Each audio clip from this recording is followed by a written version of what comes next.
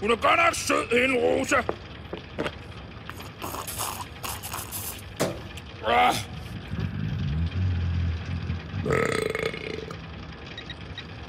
Kom nu, Finfald. Kom nu, vi er travlt. Ja, vi når det nok. Vi er så virkelig travlt nu. Husk at løfte benene, Finfald. Jeg løfter, som jeg ville, Øst. Det lugter virkelig grimt. Det er helt naturligt. Hvis jeg ikke får mine bøvser ud, så får jeg ondt i maven. Ej, det lugter virkelig grimt. Ja, hvis du ikke kan lide lugten ved bagagebåndet, så kan du gå et andet sted hen. Ellers skulle du måske gå et andet sted hen. Det kunne du. Det kan du. Nej, det kan du. Altså, ifølge paragraf 44 må man ikke bøvse andre i hovedet. Men så gider jeg ikke arbejde med dig mere. Og jeg gider ikke arbejde sammen med dig mere. Nu går jeg op og siger det til Christian. Det gør jeg. Nej, det gør jeg. Nej, det er mig, der siger det. Nej, jeg gør det. Christian! Christian! Please go to gate number 2.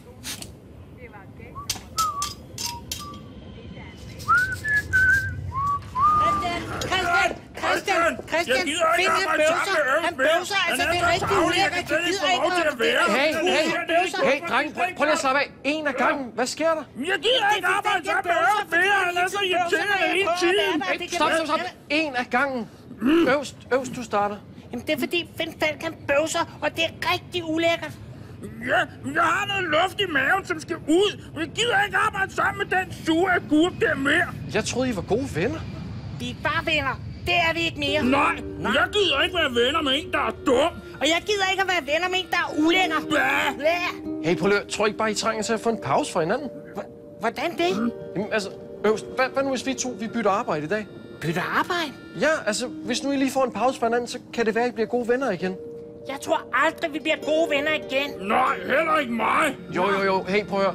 Øvst, hvis du bliver her og passer blomsterne, så hjælper jeg dig, Finfald, med at sortere kufferter. Ja. Er det en aftale? Gerne for mig. Det er godt. Men hvad skal jeg gøre, Christian? Jamen, jeg har faktisk en meget vigtig opgave til dig. Jeg har lovet Sebastian at passe hans plante. Sebastians plante? Ja, altså, jeg passer over alle de her planter for Ramachans beboere, mens de er ude at rejse. Hvor spændende. Ja, og det er meget vigtigt, at Sebastians plante bliver passet på den helt rigtige måde, så den ikke vokser sig for stor. Hvorfor det? Det er, fordi det er en kødædende plante, Øvst. En kødædende plante? Ja. Nej, der står, den spiser dyr. Måske kan den også spise os. Nej, men hey, Øvst, så skal den jo vokse sig kæmpe stor. Det skal jeg ikke. Det lover jeg dig. Okay, det håber jeg i hvert fald ikke. Men så længe du passer den på en helt rigtig måde, så sker der ikke noget. Ja. Skal jeg så bare give den gødning og vande den og sådan noget? Ja, men du må kun give den meget lidt vand. Okay. Meget lidt vand. Check. Og så må du kun give den gødning, hvis den begynder at hænge med bladene. Okay.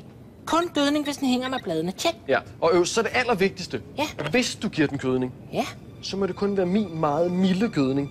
Okay. Kun Christians meget milde gødning. Check. Godt. Men prøv at, Sebastian han lander om en time, og så skal planten være helt perfekt. Det har jeg lovet ham. Okay. Sebastian lander om en time, og så skal planten være helt perfekt. Det har jeg lovet ham. Ja, det er godt. Men Finfald?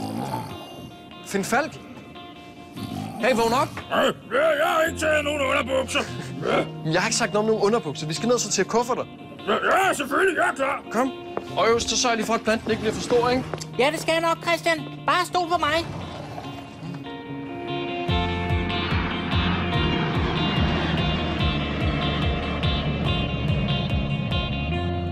Så. Ja. Så den der. En teskefuld muselort. Den er stærk. Ja. Sådan der. Ja. Lort er nu så godt at bruge som gødning. Og så mangler vi bare det sidste. En dråbe myretis. Sådan der. Ja. Så er min supergødning klar til brug. Lad os se, om den virker. Spændende. Se nu der! Min supergødning virker! Mageløst! Der er 47 til kontroltårnet. Flå mig her! Kom ind, Sus! Ja, Sus her. Jeg begynder nedstigning til 4-39 fod. Copy that. Hvad? En kat? Har du en kat ombord, Sus? Nej. Copy that, sagde jeg. Ja, det er engelsk. Det betyder, at det forstået. Ja. Det er forstået. Check. Flaps 32. Vi ses på den anden side, Flommer. Hvad? Den anden side? Nå. Ja, hun er nu en dygtig pilot, hendes Sus. Nu vil jeg gå ned til Christian og vise min nye supergødning. Og måske kan han bruge den til sine planter.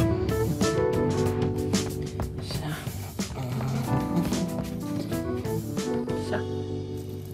Bare en ganske lille smule. Christian! Øvst, hvad laver du her? Christian har bedt mig om at hjælpe ham med at passe Sebastians kødende plante. Hold da op. En kødædende plante? Ja, jeg skal passe den ind til Sebastian lander. Og det er meget vigtigt, at den ikke kommer noget til. Det har Christian lovet Sebastian. Nå, jamen, så vil jeg ikke forstyrre mere. Jeg vil egentlig også bare lige vise Christian min nye supergødning. Nå, men han er altså ikke. Nej. Jamen, så tager jeg den med mig igen. Okay. Vi ses, Øvst. Hej, Flommer. Jeg gøder mine planter, når det er tirsdag. Jeg synes, du hænger lidt med hovedet. Hvad var det nu, Christian sagde? Kun giv den gødning, hvis den hænger med bladene. Det gør den. Okay, så giver jeg den en smule gødning. Så.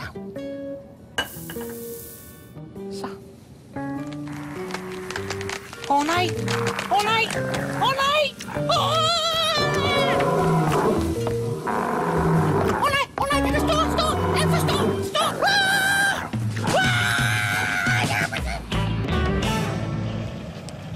Du er slet ikke stærk nok, Christian. Hvad mener du med det? Lad mig lige mærke dine muskler. Det er jo det rene franskbrød. Nej, det er det da ikke. Men så lad mig mærke dine. Ja. Stenhård, du. Det er rent rugbrød. Ja, det er godt med dig, Finfald. Ja, det er jo ikke for ingenting, at jeg er lufthavnens stærkeste medarbejder. Nu håber jeg altså bare, Øvst, han har styr på planterne og gødningen og alt det der. Gødningen? Ja. Nå, det minder mig om en gang, jeg sad på toilettet og spiste et æble. Sad du på toilettet, mens du spiste? Ja. Da jeg var færdig, smed jeg skroget i tønden. Og dagen efter, der stod der det fineste æbletræ. Jeg tænkte engang, hvad en spand lort kan gøre. Ej, Finfald. Jeg må altså give Øvst ret. Din bøvser lugter virkelig dårligt. Man har vel lov til at bøvse, når man skal. Jamen selvfølgelig har man lov til at bøvse. Det er bare ikke så smart at bøvse sin bedste ven lige ind i hovedet. Bøvst. Jeg kommer virkelig til at savne ham. Hey. Hans røde strithår og hans små bitte hænder. Og hans irriterende gode råd. Christian? Psst, Sus! Christian? Er her nogen? Sus, herover! Psst. Øvst. Hvad laver du? Skynd dig herover! Den er farlig! Hvad er farlig? Planten!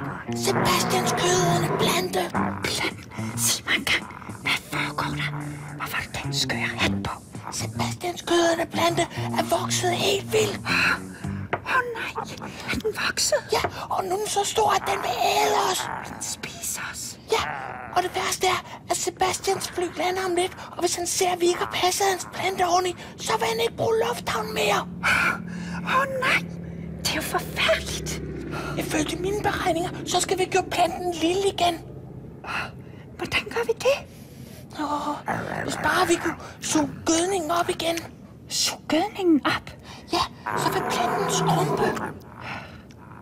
Hey, jeg har en idé. Hvad, Sus? Vent her. Okay. Jeg holder vagt. Skynd dig, Sus. Skal du se. Sådan. Se her, Øvst.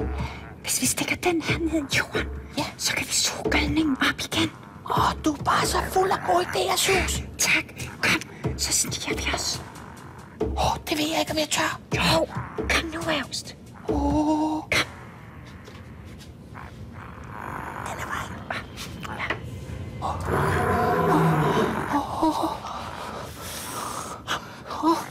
Har du sprøjten med? Ja. Men Vi kan ikke komme forbi, for den kigger over. Hey. Jeg har en idé. Jeg prøver at sige som en flue. God idé. Er du klar? Ja. 1, 2, 3.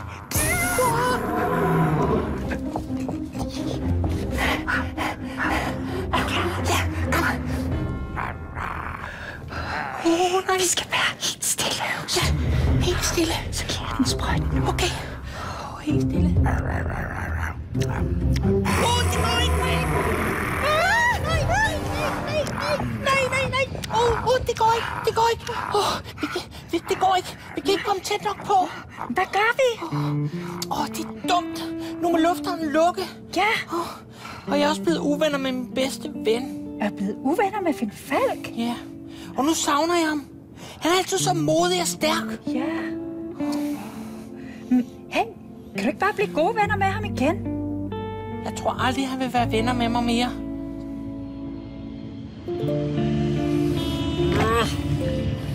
Uden Ernst er livet så kedeligt. Jamen, så gå op og snak med ham, så I kan blive gode venner igen. Det gider han sikkert ikke. Finn Falk, det ved du ikke, før du har spurgt ham. Nå, men det nytter ikke noget. Så, det var den sidste. Kan du ikke gå op og snakke med Øvs, så kan I blive gode venner? Så smutter jeg op i kontroltårnet og ser, om alt er i orden der. Okay, han gider sikkert ikke. Hey, det ved du ikke, før du har spurgt ham, vel?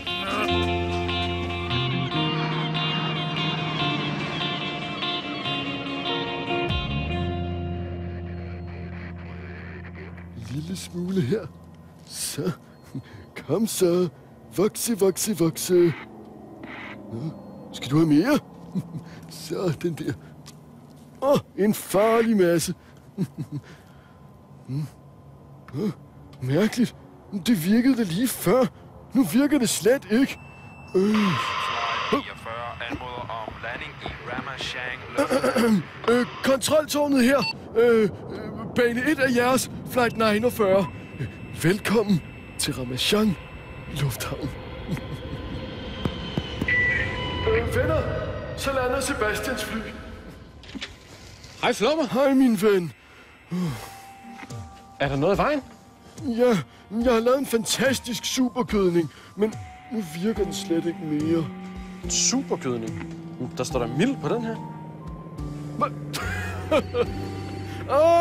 Så må jeg jo have forbyttet min superkødning, da jeg var nede hos dig.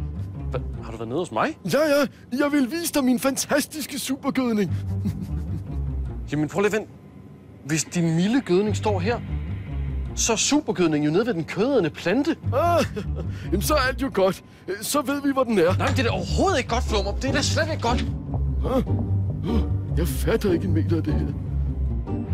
Jeg kan simpelthen ikke komme tæt nok. Nej, og nu er Sebastians fly også landet. Hvad gør vi? Jeg ved det ikke. Jeg savner dig, min bedste ven. Ven, undskyld. Du skal ikke undskylde, Finn Falk. Se, den kan ikke lide din bøv. Sådan en strømper. Ja, så skal det gøres. Ja. Tak, Finn Falk. Jeg har faktisk også savnet dig. I må ikke bruge gødningen. Nå, gudskelov, der er ikke sket noget. Nej, og takket være Finn Falk, så er både lufthavnen og Øvst reddet. Ja. Hvad mener I? Jamen, planten var blevet kæmpe stor. Ja, og vi aner ikke, hvordan det er sket. Ved I, hvad jeg tror, venner? Jeg tror, at gødningen er blevet forbyttet. Så du, Øvst, var kommet til at give Sebastians plante min supergødning.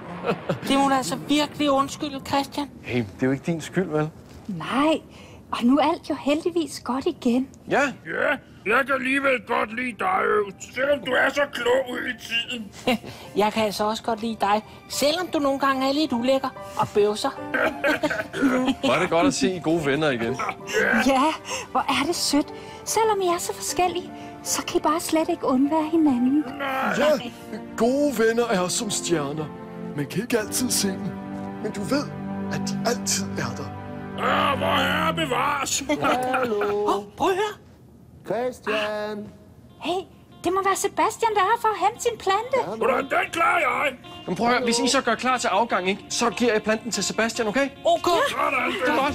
Ja, jeg går klar til at lette. Okay. Jeg har altså virkelig savnet dig, Finn Falk. Ja, kom Øvst. Ja. Jeg har også virkelig savnet dig. Jeg vil aldrig bøves mere. Hvis du virkelig skal, så må du altså godt. Tak, Øvst. Du er min bedste ven. Mine damer og herrer, så er vi klar til take-off. Flaps 9